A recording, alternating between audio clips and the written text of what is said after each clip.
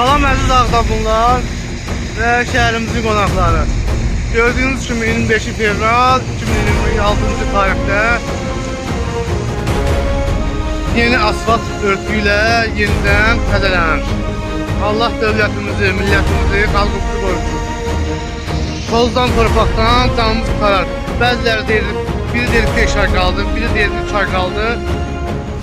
Allah dövlətimizi, millətimizi, xalqımızı qorusun. Cənab Ali Başkomandan Allah deyirəm. Günü gündən ölkəmiz gözəlləşir.